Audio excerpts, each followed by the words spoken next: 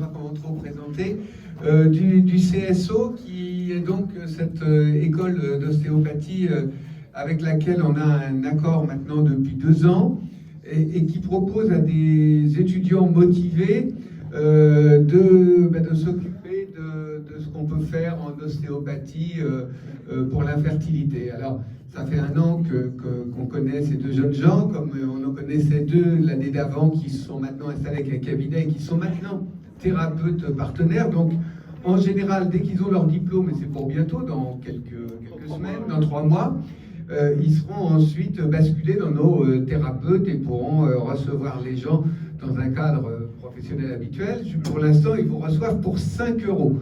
Donc c'est vraiment pas cher, hein, monsieur Vera. Hein. Désolé, mais bon, il y a des gens, voilà, il faut bien qu'ils débutent. Voilà, et ils se connaissent de toute façon entre eux. Donc ils vont vous présenter un peu, ils vont présenter directement ce qu'ils peuvent faire dans ce cadre-là. Alors s'ils font des erreurs, vous êtes l'ancien, hein, vous. Alors bonjour à tous, merci Philippe pour cette présentation. Comme vous avez pu l'entendre, nous allons vous parler du lien entre l'ostéopathie dans un parcours de PMA et l'infertilité. Aujourd'hui, plus d'1 Français sur 2 a consulté un ostéopathe au cours de ces 5 dernières années. Mais en fait, l'impact de l'ostéopathie sur l'infertilité est encore très peu connu. Et encore peu de personnes consultent en première intention dans ce cadre-là. Donc nous allons voir aujourd'hui comment l'ostéopathie peut apporter dans ces parcours particuliers. Alors en premier, je vais essayer Diane de vous expliquer, pour les personnes qui ne connaissent pas du tout, qu'est-ce que l'ostéopathie. Bonjour à tous. Alors, pour répondre à Alexis sur la définition de l'ostéopathie, c'est une médecine manuelle qui requiert des connaissances médicales, anatomiques, physiologiques, entre autres.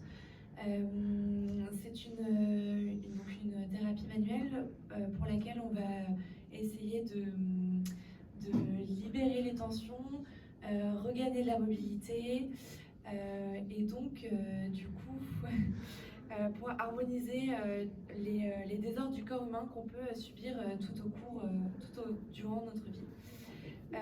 Mais donc en quoi l'ostéopathie a un impact sur les troubles de la fertilité? Alors, un principe de base en ostéopathie, c'est que en fait, une région mal vascularisée aura un apport nutritif moindre, et de ce fait, son fonctionnement ne sera pas optimal. Et donc, l'organe ne remplira pas ou mal son rôle. Donc, en fait, le but de l'ostéopathie va être de repérer et de traiter avec des techniques tissulaires, articulaires, ligamentaires ou même viscérales, afin de diminuer donc ces tensions et retrouver une bonne élasticité sur ces structures.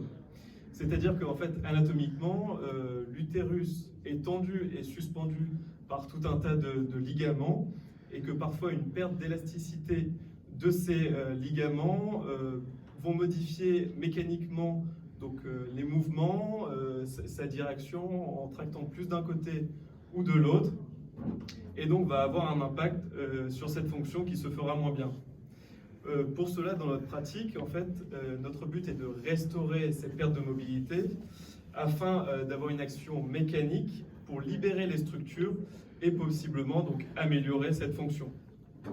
Mais donc, quels sont les systèmes impliqués dans notre champ d'action pouvant avoir un impact sur les troubles de la fertilité? Alors, on va avoir un impact sur évidemment la zone du petit bassin, c'est-à-dire sur les systèmes génito-urinaires, donc toute la sphère gynécologique. Mais on va aussi avoir un impact sur le système digestif, donc au niveau de la sphère abdominale et aussi crânienne. Alors pourquoi la sphère digestive et crânienne? Parce qu'elles ont un lien direct avec la sphère gynécologique. Par exemple, au niveau digestif, on a les intestins grêles, donc les intestins, qui peuvent peser sur la sphère gynéco. Donc c'est très important d'aller voir aussi toute cette sphère qui est en lien direct. Pour la sphère crânienne, on a au niveau du cerveau le centre de contrôle des hormones. On a également un centre de contrôle au niveau de la thyroïde. C'est très important d'agir à ces niveaux-là parce que du coup, ce sont les hormones qui régulent, qui sont impactées également dans les troubles de fertilité. Alors pour ce faire, on a plusieurs techniques. On a ce qu'on appelle du structurel, c'est des techniques dites de craquage pour libérer les articulations et leur environnement. Mais après, on a aussi beaucoup d'autres techniques plus douces, du tissulaire, du musculaire, donc sur les régions viscérales, gynécologiques, et donc pour justement libérer ces zones de tension et libérer du coup les structures et leur environnement du petit bassin. Mais donc du coup il y a une question qui se pose, est-ce que c'est important de recevoir uniquement la femme ou est-ce que c'est aussi important de recevoir l'homme? Alors c'est vrai que c'est une question qui revient régulièrement et en fait peu d'hommes consultent pour des projets de PMA. Mais il est important de recevoir et de traiter à la fois l'homme et la femme dans ce parcours parce que déjà l'homme peut être sujet à l'infertilité mais aussi à des désordres physiologiques qui n'aident pas à cette fonction. Donc souvent quand on reçoit un homme dans ce parcours-là, ça va être souvent des causes qui vont être dites hormonales, comme Diane vient de le dire.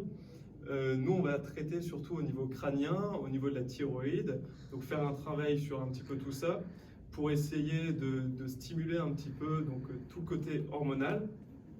Mais on peut être aussi amené à travailler au niveau digestif, au niveau du bassin ou même au niveau de la colonne vertébrale.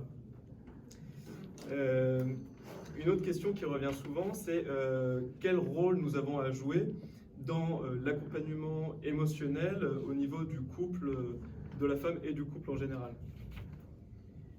Alors pour nous, l'ostéopathie, qui est une médecine globale, c'est très important d'avoir un point, d'agir également sur l'émotionnel.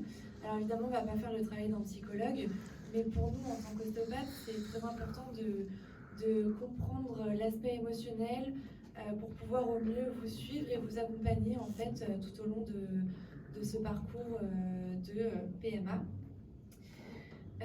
Et aussi pour comprendre les problèmes rencontrés au sein du couple.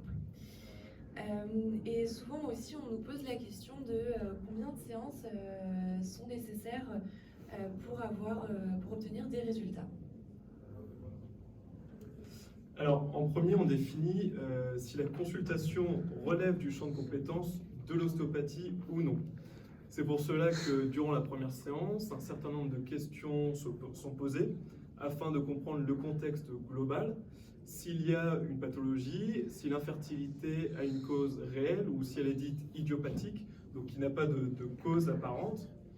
Par la suite, on propose un suivi sur plusieurs séances pour voir en fonction, donc sur plusieurs séances pour voir en fonction des dysfonctions, donc des pertes de mobilité que nous retrouvons et aussi de la réactivité du corps de la patiente ou du patient pour voir si on peut avoir un impact dessus.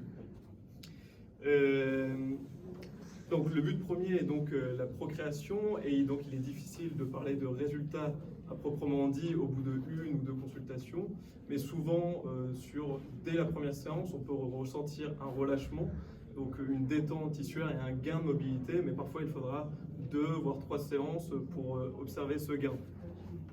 On nous pose aussi souvent la question quand est-ce qu'il faut consulter un ostéopathe?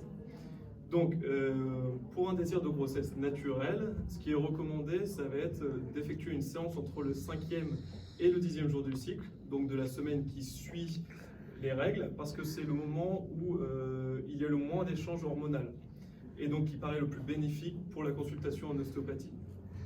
Concernant une PMA, on définit aussi que c'est une bonne consultation, enfin c'est un bon moment pour une consultation aussi entre le 5e et le 10e jour du cycle, car là ça va être donc avant la ponction et le transfert de l'embryon, et nous notre but va être de préparer au mieux l'utérus avant le traitement. Ici notre action va être de restaurer une position physiologique des tensions, de diminuer les pertes de mobilité et d'améliorer toute la vascularisation sur la zone. Et tout ça dans le but en fait de préparer au mieux le transfert. Mais donc Diane, quelles sont les limites de l'ostéopathie dans cette prise en charge? Alors il y a quand même des limites sur lesquelles on on est un peu impuissant. Ça peut être des limites concernant la morphologie de l'utérus, l'incompatibilité entre le spermatozoïde et les ovules de la femme.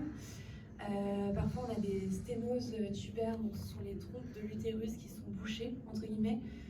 Donc ça reste des limites à l'ostéopathie.